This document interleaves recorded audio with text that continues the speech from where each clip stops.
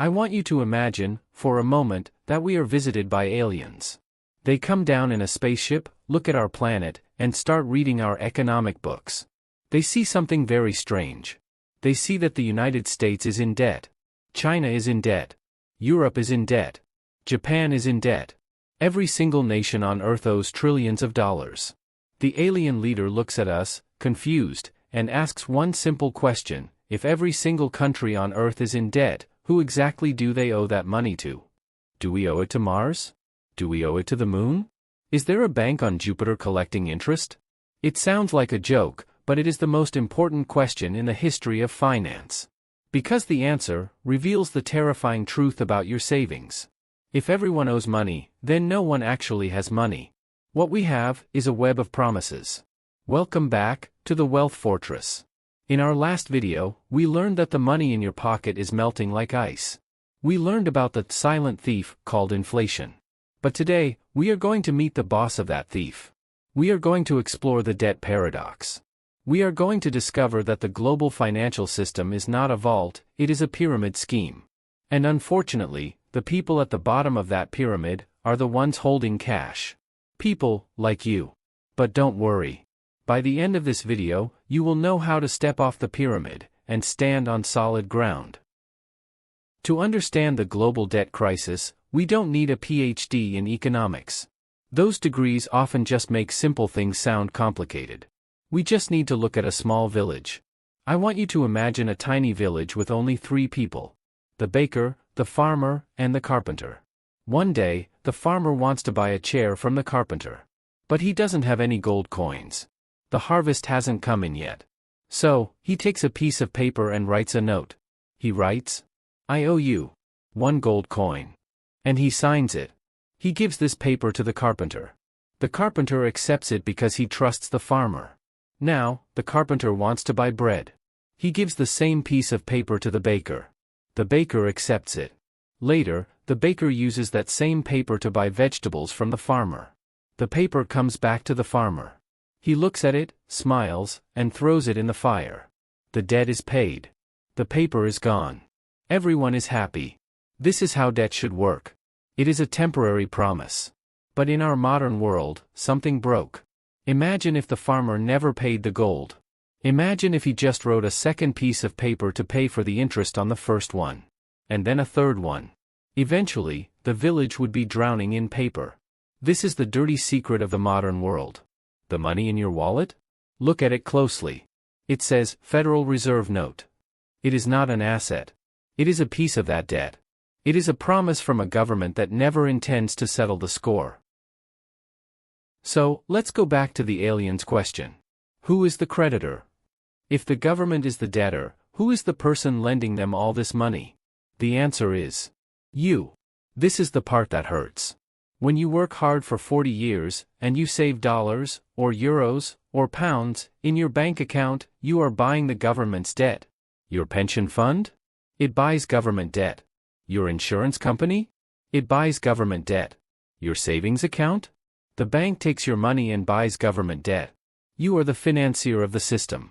The government spends money on wars, on bureaucracy, on programs that don't work. And who pays for it? They borrow it from your future. You are holding the IOU of a system that is drowning. You are the one financing the party, while you sit outside in the cold.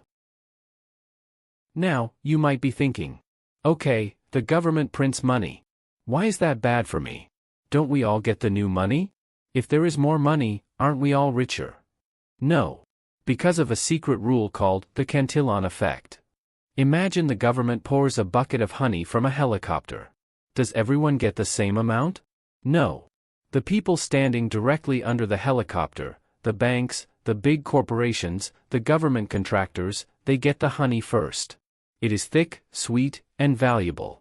By the time the honey drips down to you, at the bottom of the pyramid, it is not honey anymore. It is just sticky inflation. The rich used that new money to buy houses, stocks, and gold before prices went up. You get the money after prices have gone up. It is a wealth transfer mechanism. It transfers wealth from the savers, from the people who hold cash, to the debtors, the people who borrow and buy assets. Let's look at the numbers. They are terrifying. The global debt is now over $315 trillion. That number is too big to understand. It is 3 times bigger than the entire global economy. There is no mathematical way to pay this back. If a politician tells you, "We will balance the budget," they are lying. Mathematically, there are only 2 ways this story ends. Option 1, default. The government says, "Sorry, we can't pay." This causes a total collapse. Banks close. It is chaos. They hate this option.